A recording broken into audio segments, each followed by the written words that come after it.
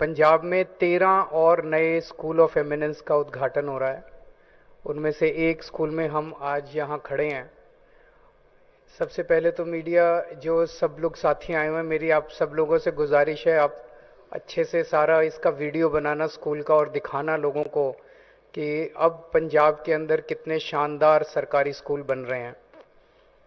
इस स्कूल में अंदर घुसते ही जब पहली नज़र बिल्डिंग पे पड़ती है तो यकीन नहीं होता कि ये सरकारी स्कूल है।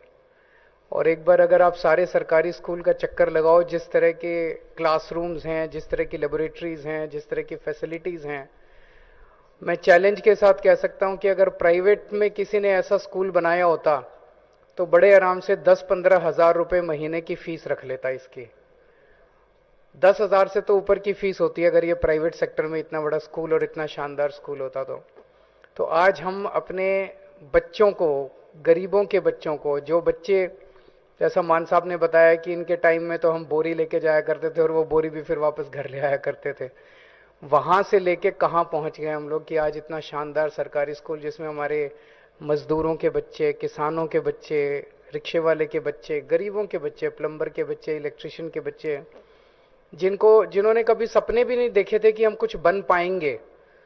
मेरे को याद है दिल्ली के अंदर जब हमारी नई नई सरकार बनी थी और स्कूलों की बहुत बुरी हालत होती थी जैसे पंजाब के स्कूलों की है, तो एक स्कूल में जब हम गए और एक बच्चे से पूछा, हमने कहा भाई तुम तो बच्चे तो देश का भविष्य हैं, तो उस बच्चे का जो जवाब था वो एकदम रुलाने वाला जवाब था। उसने कहा जी देश का भविष्य तो प्राइवेट स्कूल के बच्चे हैं, हम सरकारी स्कूल के बच्चे देश का भविष्य थोड़ी हैं। 3-4 साल बाद उसी स्कूल में दोबारा जाना हुआ, तब तक उस स्कूल की कायाकल्प हो गई थी और वही बच्चा दोबारा मिला और वो कहता है जी अब मुझे कॉन्फिडेंस है कि सरकारी स्कूल के बच्चे भी देश का भविष्य हैं।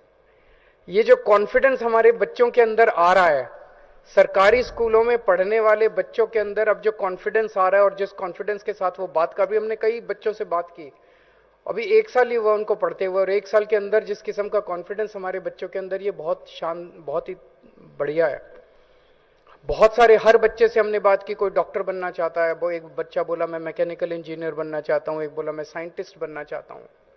अब बच्चों ने सपने तो देखने चालू किए और उनके सपने जरूर पूरे होंगे क्योंकि उनको भी वही अवसर मिलने चालू हो गए जो पहले अमीरों के बच्चों को मिलते थे, प्राइवेट स्कूलों में पढ़ने वाले बच्चों को मिलते थे। हमने बच्चों से पूछा कि पूरे पंजाब के अंदर इस किस्म का प्राइवेट स्कूल कोई मिलेगा? उन्होंने कहा नहीं, इस किस्म का कोई प्राइवेट स्कूल आप उठा के देख लो पंजाब का और आज इस स्कूल से कंपेयर कर लो।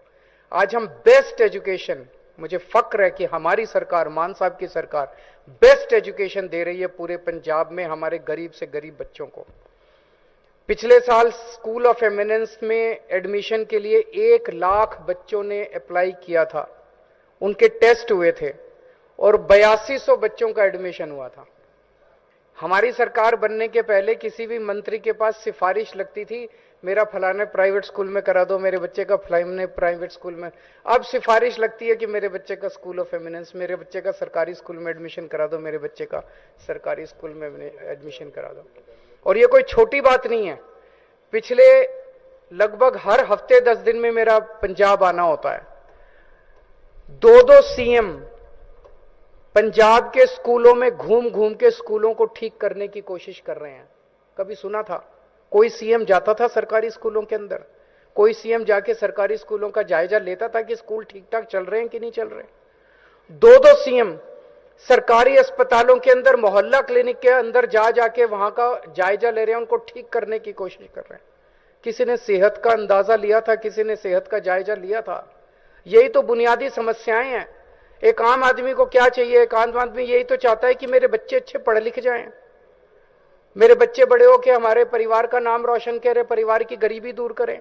अब ये जितने बच्चे आज जिन बच्चों से मिले थे, ये बच्चे गरीब परिवारों से आते हैं। कोई बच्चा मैकेनिकल इंजीनियर बनना चाहता है, कोई डॉक्टर बनना चाहता है। ये जब बच्चे यहां से निकलेंगे, एक एक बच्चा महीने में 3-3, 4-4 लाख रुपए कमाएगा। आज उनके माँ बाप 7,000, 8,000 रुपए महीना मुश्किल से कमा रहे हैं।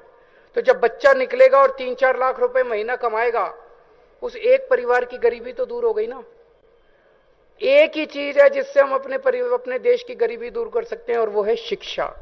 अगर हमने अच्छी शिक्षा दे दी अपने बच्चों को, एक पीढ़ी के अंदर जब ये बच्चे घर से पढ़ाई पूरी कर करके एक पीढ़ी में हम अपने लोगों की गरीबी दूर कर सकते हैं। उसी तरह से हमने कल, मुझे बेहद खुशी है, कल हमने 165 मोहल्ला क्लिनिक का उद्घाटन किया। अब पंजाब के कोने कोने में, हर कोने के अंदर पंजाब में एक मोहल्ला क्लिनिक काफी जगह बन गया है, कुछ जगह बाकी है, वहां पे बना रहे हैं। आपको अब कोई चिंता कर, भगवान ना करे, आप सुखी रहो, स्वस्थ रहो, सेहत अच्छी दे भगवान आपको, कभी कोई बीमारी ना हो, लेकिन अगर बीमारी होती है तो खर्चे की चिंता मत करना। आम आदमी पार्टी की सरकार है, मान साहब हैं आपकी देखभाल करने के लिए, आपका सेहत की चिंता करने के लिए। आप लोगों से एक ही गुजारिश है, इतनी मेहनत कर रहे हैं, एक एक पैसा, पहले ये कहते थे सारे नेता पैसा नहीं है, पैसा नहीं है, सरकार घाटे, हमने तो कभी नहीं कहा पैसा नहीं है। 2 ही साल हुए हैं, हम तो सारी चीजें कर रहे हैं, बिजली भी मुफ्त कर दी, इतने मोहल्ला क्लिनिक खोल रहे हैं, इलाज मुफ्त कर दिया, आपके बच्चों के लिए इतने शानदार स्कूल बन रहे हैं। कहां से आ रहा है पैसा? चोरी बंद हो गई, पहले सारा पैसा इनके घर जाता था, अब ये सारा पैसा आपके ऊपर लगता है। लेकिन आप देख रहे हो किस तरह से केंद्र सरकार तंग कर रही है, दिल्ली में कर रही है, उसको तो मैं देख रहा हूं, लेकिन पंजाब के अंदर जिस तरह से अकेले मान साहब लड़ रहे हैं, बीजेपी से लड़ रहे हैं, केंद्र सरकार से लड़ रहे हैं, गवर्नर से लड़ रहे हैं। पंजाब के हक के 8,000 करोड़ रुपए केंद्र सरकार लेके बैठी है, पैसे रिलीज नहीं कर रही, उनके थोड़ी हैं पैसे, पैसे तो पंजाब के लोगों के हैं। अगर आपके ये 8,000 करोड़ रुपए आ जाते, पता नहीं और कितने स्कूल ऑफ एमिनेंस खुल जाते, पता नहीं और लाखों बच्चों को एडमिशन मिल जाता, और कितने मोहल्ला क्लिनिक, कितने अस्पताल, कितनी सड़कें बन जाती। रोज गवर्नर आप देख रहे हो कितना तंग कर रहा है मान साहब को, हमारी सरकार को कितना तंग कर रहा है। आप लोगों से एक ही विनती है, जिस तरह से आप लोगों ने आशीर्वाद दिया था, 117 में से 92 सीट दी थी, अब ये इस चुनाव में भी आप 13 की 13 सीटें दे दो। अभी मान साहब अकेले लड़ रहे हैं, अगर ये 13 सीट जीत गए तो 13 हाथ हो जाएंगे मान साहब, जो दिल्ली में बैठ के केंद्र सरकार से आपके हक का पैसा छीन के लेके आया करेंगे। फिर अकेले नहीं लड़ना पड़ेगा भगवंत मान को, फिर ये 13 आपके हाथ होंगे, पंजाब के सिपाही 13 दिल्ली में बैठे होंगे। मजाल जो फिर केंद्र सरकार पंजाब के लोगों के साथ वो कर सके। आज बहुत अच्छा लगा आप लोगों के बीच में आके, आप सब ये स्कूल देख के। भगवान करे पंजाब खूब तरक्की करे, खूब फले फूले और खूब खुशहाल हो। नमस्कार।